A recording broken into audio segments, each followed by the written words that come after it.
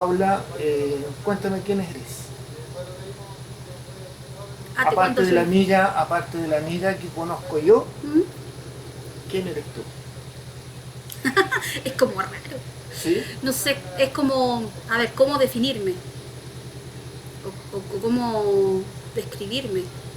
Ya, yo soy Paula, soy profesionalmente, soy técnico de nivel superior, técnico en salud. Trabajo en el Hospital Sotero del Río, en la parte de urgencia de maternidad, en el pabellón. ¿Cuántos años llevas? Llevo 23 años trabajando allá. ¿Te gusta lo que haces? Me gusta. Es lo que estudié y es lo que me gusta. Es lo que, más que un trabajo, es lo que me gusta. Entonces yo no siento que trabajo. Eres apasionada en lo que haces. Exactamente. Te he visto llegar muchas veces caminando derrotada. ¿En qué tiempo? Me recuerdo Desde... haberte visto cuando tenía el auto hispana caminar por aquí, que ya no quería ir más. Cuando los turnos son turnos tediosos, tediosos me refiero a muy trabajados. Sí, uno llega cansado, pero tranquilo. Cuando los turnos quizás no son tediosos, pero son terribles en el sentido de que nosotros trabajamos con vida. Obviamente en una maternidad lo que más se tienen son bebés, pero cuando sucede una muerte, para nosotros es un cambio muy grande. Cuéntame en esta parte de la historia, cuando fue el pic del COVID, que tú, bueno, tú no tuviste parte de ello, después lo viste en forma personal, pero en la parte cuando ¿tuviste preocupación realmente de la gente? ¿O la verdad que estábamos un poco desentendidos, como que esto no iba a pasar, o la gente no creía? Mira, lo que pasa es que la gente es muy incrédula. O sea, la gente se cree Superman. Esa es la ¿Ya? verdad. O sea, no, como yo, como esto. Pero cuando empezó a caer la gente, o sea, la gente normal, la gente... ¿Cómo explicarte? La gente común y corriente, cuando cae tu mamá, cae tu hermano, cae tu tío y no te das cuenta y no saben qué es lo que es, pero no pueden respirar y todo el asunto, ahí se empezaron a dar recién cuenta que la cosa era verdad. Recién ahí. Es que mientras no le pase a uno, a mí no me va a pasar. Y en forma directa, ¿en qué te influyó a ti? Es ver eso. ¿Al ver lo dices tú Sí. o por lo que viví en forma personal? Tu forma personal tuya. A ver, es que lo veo creo que lo veo de otro punto de vista. ¿Cómo lo viste tú? A lo mejor yo lo veo como forma irresponsable. ¿Me ¿Ya? entiendes? Muchos hemos sido responsables a lo mejor de muchas cosas, Mm. pero estar ahí, viendo cómo entra la gente, batallando por vivir, y que muchos están afuera, que no se hacen responsables de ello. ¿Cómo lo viste tú eso? Es que son muchos sentimientos, o sea, si es por la parte de sentimentalismo, ¿Sí? son muchos sentimientos juntos. Primero te da rabia porque como tú estás adentro de la situación, ¿Ya? tú ves la cosa de otra forma, tú ves al paciente. El paciente viene mal, necesita atención inmediata, necesita insumo, necesita atención, necesita todo lo que nosotros podamos darle rápidamente. Pero los que están afuera son un inconsciente, totalmente inconsciente. O sea, el hecho de solamente toser y tirar toda la cuestión, y habiendo niños, habiendo gente joven, adultos, mayores y todo lo demás, olvídate. Daba rabia, daba pena, un sentimiento de soledad único con respecto al paciente, porque ellos sabían que entraban, pero no sabían cómo iban a salir. ¿Cachai? Y muchos salieron con los pies. El problema de que habían personas que ni siquiera las podían despedir. Es que ese fue el gran problema. Hubo mucha gente, padres, madres, tíos, hijos, niños, que la gente pensaba, no, a mi hijo no, por eso andaban sin mascarilla y toda la cuestión. Pero el niño se enfermaba, le daba una neumonía, hospitalizado, entubado. ¿Qué pasó? Se contaminaron sus pulmones, lamentablemente COVID. Claro. Oye, cuéntame, y después pasamos a la parte personal. ¿Qué fue para ti esta parte cuando tu mamá se complicó más? Mira, fue súper complicado porque mi mamá padecía de un cáncer pulmonar. No falleció por COVID, sino por un cáncer pulmonar. Y debido a la pandemia, debido a toda esta situación infecciosa, después que mi mamá ya la desahuciaron totalmente, mi mamá tuvo que ser cuidada obviamente por mí y no recibió los cuidados que correspondían. Porque paliativos, por ejemplo, mi mamá era ISAPRE, así que se atendía a través de la clínica Dávila. Y por una cosa que se llama kilometraje de, no sé cómo le llaman ellos, pero con casa de atención por paliativo y todo, nosotros cabíamos dentro del kilometraje a la redonda que ellos tenían de atención, pero mi mamá nunca la vinieron a ver, nunca. Y tuviste que cargar tú con todo eso. Y tuve que cargar yo con todo eso, pero en el sentido de que, o sea, si yo no hubiese llamado, por ejemplo, a paliativos, porque tenía la posibilidad de comunicación por WhatsApp, tenía la posibilidad de comunicación a través de videollamada, cosa que nunca me hicieron videollamada. Compramos incluso bonos que nunca fueron ocupados, me dejaron con bonos comprados. ¿Sí?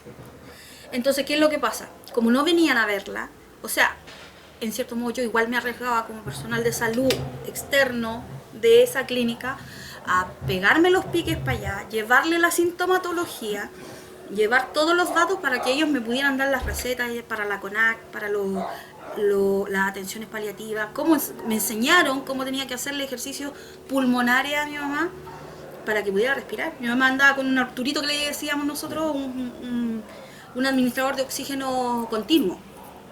Entonces, si ella no tenía su bigotera o su mascarilla, mi mamá empezaba al tiro con la tos.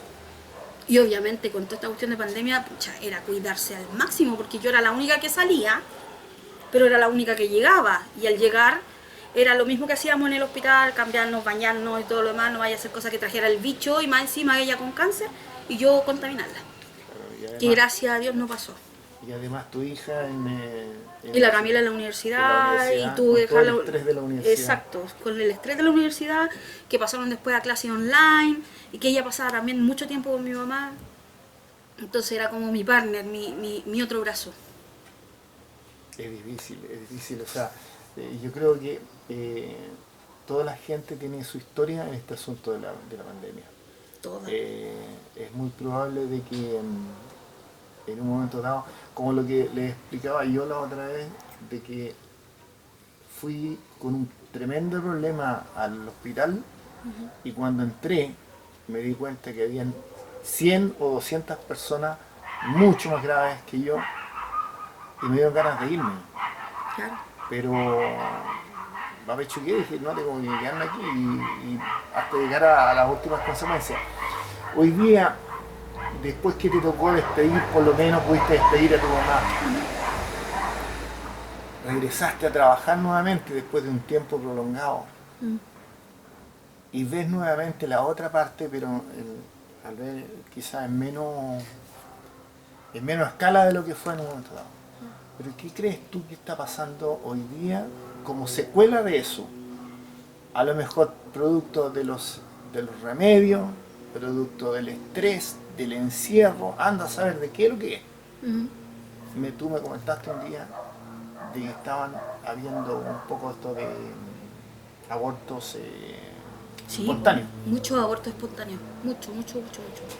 Cuéntame, y esas mujeres que están con ese aborto espontáneo, ¿están siendo atendidas psicológicamente? Mira, como yo trabajo en el hospital, no podría señalarte si están o no siendo atendidas, porque se supone que eso lo hace la atención primaria. ¿Ya? Se supone que a ti en la atención terciaria, que se llama, que es lo que son los hospitales con especialidades, se supone que ellos se dedican a resolver la parte quirúrgica o resolver la parte interna médica que requiere de alguna hospitalización. Después de eso, se supone que entra el apoyo médico, pero el apoyo médico de tipo, podría decirse, complementario. Donde obviamente va asistente social, va psicólogo, kinesiólogo, es como un paliativo colectivo, por decirlo así. Pero si ellas, estas pacientes, tuvieron o no tuvieron, Tú tú lo desconoces. lo Perfecto. desconozco Ya, totalmente. perfecto, no hay problema. Mm. Pero es un tema en el cual yo creo que en su gran mayoría, cuando tú me lo comentaste, pensé yo, ¿tendrán realmente conciencia de lo que significa un aborto? Mira, Yo estoy hablando del entorno, ¿mm? ¿ah? ¿Por qué te lo cuento? Porque he visto casos sin pandemia, Ya, que ha sido súper difícil para las mujeres enfrentar esta situación. ujú, Ahora, lo llevo a un estrés, mm. a un, ¿cuánto se llama esto? Le llaman a, cuando estás súper estresada, estás descaída, ¿cómo se llama? Depresiva. Depresiva, ¿Mm? súper depresiva con tu pérdida. Y además depresiva por la pandemia, Ujú. por la situación económica. Y yo me imagino hoy día lo que puede significar para una mujer tener esa pérdida con todas estas cosas adicionales. O sea, yo no te voy a negar de que del 100% de las pacientes que nosotros tenemos en el hospital, la cantidad de abortos espontáneos, abortos retenidos que se le llama, o abortos completos, no provocados. No, estamos hablando de ¿Ya? otra cosa, ¿no? Es que sin pandemia llegó muchos abortos que la gente se provoca. Antiguamente teníamos los llamados perejilazos que le llamábamos nosotros, porque la gente se iba a hacer aborto y en forma casera se hacían cuestiones que no correspondían y Sí, llegaban sí. totalmente infectadas, Exacto. muchas incluso tuvieron que perder sus úteros porque resulta de que se infectaron completa por dentro, o sea, si no empezaba una pelviperitonitis y cuestiones así. Pero ese no es el caso de ahora. El problema está en que la mayoría de los abortos que llegó eran pacientes, por ejemplo, que se trataban por infertilidad. Bien. Y a través de la enfermedad, o sea, se contaminaron con la enfermedad, tuvieron que utilizar vacunas, tuvieron que usar dosis y todo lo demás, y eso tiró al suelo todo el proceso de infertilidad que ellos estaban haciendo. Por lo mismo fueron esos abortos. Claro, entonces yo creo, lo que yo vi, muchas pacientes terminaban mal. O sea, entraban a pabellón llorando. Oye, Paula, hoy día estamos saliendo de este asunto, Ujú. estamos un poco relajados, sin O sea, máscara, demasiado relajado. sin máscara, Mm. eh, discutiendo, pidiendo y haciendo tantas cosas. Hoy día, ¿tú qué es el mensaje tuyo de lo que ves? Estoy hablando de una persona que está involucrada dentro de un hospital. ¿Qué es lo que ves ahora, después de ver toda esta experiencia? De ver un poco de alejamiento entre las personas. Ujú. Te digo de que hay personas que no se ven hace 2 años ni tampoco tienen ganas de verse. Claro. Porque se acostumbraron a lo mejor, porque se están cuidando. Anda a ver qué es lo que está pasando. Pero a lo mejor no estamos yendo mucho para adentro. Pero ¿qué ves tú hoy día en esta parte? Mira, en la parte comunitaria, lo que yo veo es mucho estrés. Es mucho estrés por el alejamiento familiar que hubo entre mucha gente. O sea, por cuidar a los ancianos, por cuidar a los niños, por cuidar a la embarazada, por cuidar nosotros mismos como salud. Hay un estrés colectivo muy grande, muy grande. Ya sea estrés por haber estado encerrado y ahora dejar la permisividad que hay ahora para poder salir ¿Ya? y la agresividad tan grande que hay. Porque la gente está muy agresiva, o sea, no aguanta nada. O sea, uno trabajando en el hospital, tú te das cuenta, sabe que por cuidar a su señora, usted no puede entrar a visita porque resulta que al fondo de la sala, somos un hospital público, se tienen pacientes con COVID. Si usted entra, se puede contaminar con COVID. Usted tiene una familia y a sus hijos los puede contaminar. Quizá usted no se contamine, pero sí su familia. No entienden. O sea, lo único que quieren, pero ¿por qué? Déjenme entrar, es mi señora, es mi hijo. Sí, pero aquí adentro tiene los resguardos necesarios. Usted viene de afuera, con toda la contaminación que hay afuera. Si usted trae una partícula de COVID, puede contaminarme a 8 pacientes que no tienen nada y vienen 8 bobitas. Oye, Paula, mirando hacia atrás un poco y mirando hacia adelante al mismo tiempo, hubieron cosas que no pudiste hacer o que quisiste hacer, conversar con alguien o, o haber querido conversar con alguien que te quedó pendiente en este tiempo. Son 2 años de stand-by que hoy ya estamos, como dice, sacando la cabeza hacia arriba. ¿Mm? ¿Te quedó algo pendiente? ¿A ti? Familiarmente, yo diría que no. Con mi mamá lo conversamos todo. Quedó todo solucionado, entre comillas. Tanto es así que mi mamá era súper estructurada.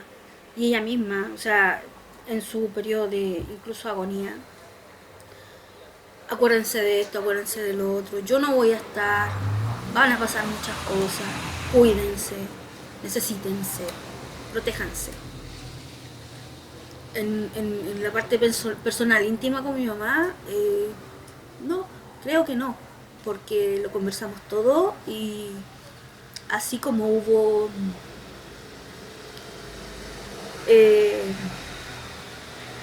mamá, discúlpame, perdóname, quizás no fui la mejor hija, ella me dijo lo mismo, quizás no fui la mejor mamá, pero esas cosas yo creo que ya están sanadas, quedaron limpias. Me da pena porque no se trata de pedir las cosas a última hora, se trata de conversarlas antes. Pero cuando se dan estas cosas, porque yo jamás pensé que mi mamá iba a caer con un cáncer a los 58 años. Oye, y además de esto hay que un poco a lo mejor recordar de que tú venías de otra cosa también antes, que era tu mami. O sea, fue súper complicado, porque en 2013 mi papá, mi abuelo, que fue quien me crió, junto con mi mami, que fue quien me crió, porque mi mamá me tuvo a los 14 años y obviamente en aquellos años no se veía muy bien que una niña de 14 años tenga un hijo. Ahora, bueno, ya da lo mismo, he visto niñas hasta de 11 años tener niños en el hospital. Da lo mismo. Pero ¿qué es lo que pasa? Mi papá falleció de un cáncer óseo en 2013. Pasaron 5 años y fallece mi mami de un cáncer de páncreas. Pasaron 2 años después de eso y fallece mi mamá. O sea, De un cáncer estamos pulmonar. hablando abuelo materno, Todos maternos. todos maternos. Los padres de mi mamá fueron los que fallecieron, que eran mis papás en cierto modo, mis padres de crianza. Y cuando ya estábamos levantando cabeza, se fue tu mamá. Exacto. O sea, mi viejo fallece en 2013 del cáncer. Obviamente mi mami iba a quedar sola y en cierto modo me sentí responsable yo, porque soy la nieta mayor, pero me criaron como la hija menor. O sea, mis tíos, que son, entre comillas, son 5 hijos los que ellos tenían, entre ellas mi mamá, que era la menor. Los 4 tíos que yo tengo para mí no son tíos, son mis hermanos. Y a eso le agregamos que además de eso, tienes a tu tía y tienes a tu hija. Y ¿Cuál de tía? Y aquí, ¿Cuál tía? aquí no hay un Paulo, aquí no hay un hombre.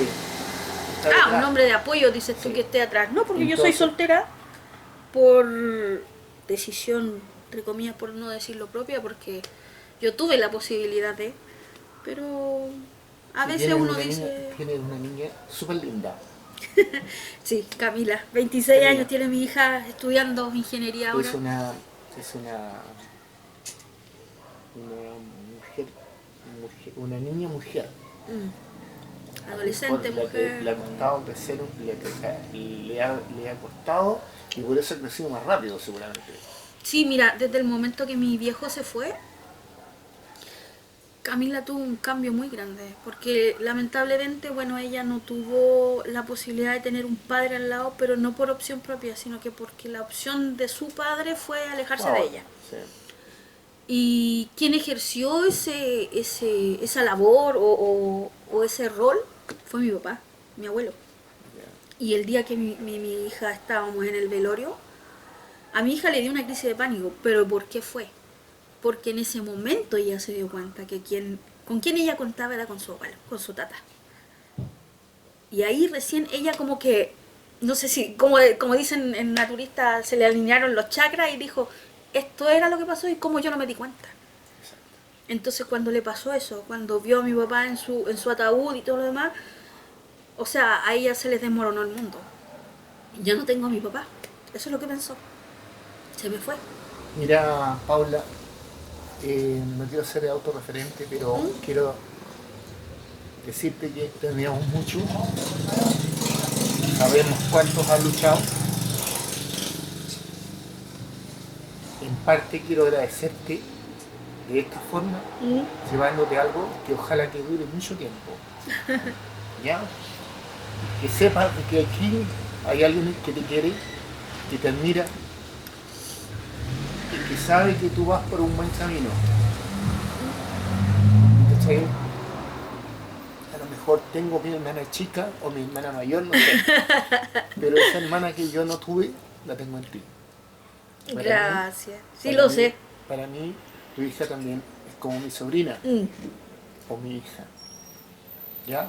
Aquí Sí. hay un lugar para ti y quería hacer esto contigo porque quería verlo de otra forma. Y me gustaría que no a mí, sino que a los demás, desde tu perspectiva, dieras tu mensaje. Porque creemos que estamos salvados y que estamos saliendo adelante. Ah, ya. Mira, yo lo único que sé es que, bueno, desde mi perspectiva, por todo lo que pasé, estas 3 partidas que para mí fueron... Se me rompieron los cimientos de la vida, esa es la verdad, fueron muy seguidos. Si bien es cierto, para uno es normal, o sea, es normal en la vida que tus padres se vayan. Gracias a Dios, Él me dio la posibilidad de tener no solo 2 padres, madres, sino que tuve 2 madres y un padre. 2 madres que fueron mi abuela, mi mamá, mi papá. Pero sabes que la vida es tan corta, es muy corta. Yo a mis 46 años ahora retrocedo el tiempo y no tengo recuerdos de que ellos no estuvieran conmigo. Pero aún así,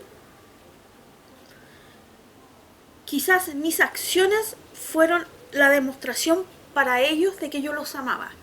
Pero qué increíble es decirlo. Porque yo, o sea, te digo, en los momentos que ellos estuvieron en sus agonías y todo lo demás, o sea, los besé, los amé, les decía yo, papá, pucha, tú sabes cuánto te amo, no quiero que sufras, si te tienes que ir, anda, yo me hago cargo, no te preocupes, aquí estoy yo. Pero independientemente de eso, como dice, una vez lo leí en un escrito, no sé realmente qué fue, una parte que dice, en vida, hermano, en vida, es así, es así. Uno no debe de reservarse los sentimientos para cuando ya no queda nada más. Uno debe de decirlo en el momento cuando uno está vivo. ¿Por qué? Porque siempre hay algo que queda y es mejor vivirlo. Mejor vivirlo, ya sea, no sé, un paseo, un juego de cartas, no sé, tomarte un trago con tu papá, con tu mamá, con tu hermana, con quien sea. Con quien sea que tú ames, es mejor vivirlo. Disfrutarlo ahí. Disfrutarlo. Y tratar de ser feliz. Pero la felicidad no es una cosa efímera y todo lo demás. Uno decide ser feliz. Decide levantarse contento, con una sonrisa en la cara. O sea, y no es una cosa que sea permanente. La vida no es una línea recta. La vida es para arriba, para abajo, hacia el lado, hacia el otro. Pero siempre con una actitud positiva. O sea, no te va a hacer feliz el salir a la playa, sino que debes salir feliz a la playa. Exacto. Porque tú desde el momento que te subes al auto, al bus, al donde tú vayas, si vais con cara ándate con la mentalidad de que lo vaya a pasar bien y que lo estáis pasando mal del momento que saliste de tu casa. Punto. De eso se trata. Y a mí me costó, de verdad que me costó. Al principio, cuando mi papá ya no estaba, me costó porque estaba mi mami obviamente también echando de menos a su viejo, que iban a cumplir 60 años de matrimonio antes que mi papá partió al mes antes de cumplir los 60 años. Toda una vida, ellos se conocían desde los, ¿qué? 9, 10 años. Y para mi mamá, para mi vieja fue todo mi papá. Entonces, era difícil ese momento. Hoy día, parada en el hospital, ¿Mm? y si tuviera que entrar una persona sin máscara, ¿Ya? pensando de que él es Superman, ¿qué le dirías tú?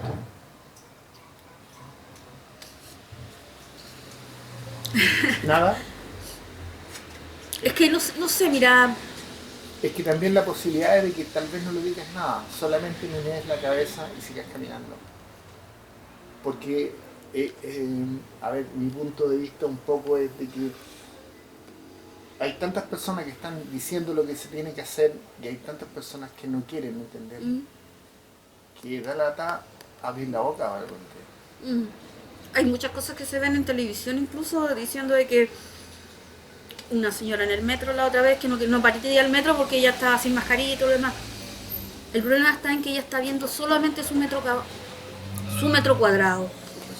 Yo, sí, pero tu libertad empieza cuando tú no pasas a llevar la libertad de los otros. Y el hecho de usar una mascarilla no te quita libertad. Muy por el contrario, te da la libertad de seguir viviendo. Es una cosa tan simple, tan básica. O sea, si yo quiero estar bien, pucha, me cuido. Es como los deportistas. Todos ellos se cuidan. Todos ellos en tiempo de pandemia se cuidaron porque ellos seguían haciendo sus actividades, pero no necesariamente a cara limpia, y usaban sus mascarillas y todo lo demás. O sea, una persona que es súper sana, que te lo demuestra de esa forma, ¿cómo tú en la calle no lo vas a hacer? Si tú tienes detrás gente, tienes familia, tienes hijos, sobrinos, tíos, nietos, lo que sea. O sea, yo encuentro que es esa acción de rebeldía, porque es una acción de rebeldía, o sea, aquí estoy yo me implanto, yo hago lo que quiero, está bien, hazlo, pero esto es una cosa mundial y es real, no es una cosa que se está inventando. La gente no se moría porque se le antojó contagiarse. O sea, lo que estamos diciendo es que hoy día están a punto de abrirse las fronteras en todo sentido, hay que tener cuidado aún. Aún. Sí. Mira, nosotros tenemos claro, por ejemplo, porque infecciones intrahospitalarias, que es de lo que a nosotros nos compete, nos hicieron reunión y todo lo demás. Nosotros tenemos que convivir de ahora en adelante con esto. Es lo mismo que cuando fue la influenza. La influenza primero le decían la fiebre porcina, después la H1N1 y al final terminó siendo influenza. Pero para terminar siendo influenza, pasó por todas estas etapas. Entonces, ¿qué es lo que pasó? Hubo mucha gente que murió por fiebre porcina. Hubo mucha gente que falleció por H1N1. Y cuando llegamos ya al tipo de influenza, ya estaba la mayoría de las personas vacunadas, tratadas y todo lo demás. Claro, hubo mucha gente que falleció. ¿Por qué? Porque sus defensas estaban muy bajas, su proceso inmunológico estaba muy bajo. La influenza sigue siendo un peligro de vida. Y la influenza sigue siendo un peligro de vida, pero por lo mismo hay vacunas que ya han sido... Porque la influenza también muta, al igual que el COVID. Lo que pasa es que la influenza llegó en una época donde nosotros estábamos todos como un poco más capacitados por los resfríos, porque se transformó en una gran gripe. Pero este virus nos demostró otra cosa. No era una gripe simplecita, era una enfermedad que afectaba tu sistema inmune y a la vez tus sistemas complejos de tu cuerpo. Esta familia que se llama Radio El Sol de la Florida, está Mayita también, y Mayita va a escuchar todo esto y todo su grupo de gente que la sigue. Me gustaría que les enviaras un saludo de buenas vibras. Y cuando puedas, escúchalo, véelo donde yo te voy a decir. Hay un canal en YouTube que va a estar incluido ahí, va a estar en el Facebook de la radio. Y el día jueves seguramente se va a poder ver, se va a poder escuchar. Si no se puede escuchar completo, va a ser parte, pero va a estar todo el resto del tiempo. Por favor, despídete de ellos y te agradezco enormemente lo que me dices. ¿Ya? Y nos vemos en otra oportunidad haciendo a lo mejor otra locura. Yo me presto a todas tus locuras. Primero que todo, gracias por la posibilidad de abrirme este espacio, de poder contar un poco de lo que significó mi vida, mi realidad, mi trabajo. Segundo, por favor sigan cuidándose, esto no ha terminado. No ha terminado, de verdad. Cualquier sistema de seguridad, de implementación de seguridad para cada persona es necesario. No se sientan infalibles porque el sentirse infalible ya los hace ser inmunes, no inmunes, sino que ya los permeable. hace, claro, ser punto Son- fijo para que los ataque todo este bicharraco y todo lo demás. Y esto muta, no es una cosa que sea, dio COVID y dio hasta aquí nomás. No, esto va a ir mutando y mutando y mutando hasta que de repente llega a un punto que ya no va a mutar más. Pero vamos a tener que vivir toda la vida con esto. Quizás, incluso vamos a tener que tomar el ejemplo de los coreanos, que cuando uno se resfría, mascarilla. Porque va a ser así, va a andar en el aire, va a andar en todo. Solamente pedirles que se cuiden, que tomen su resguardo y que traten de ser felices. Nada más. Gracias.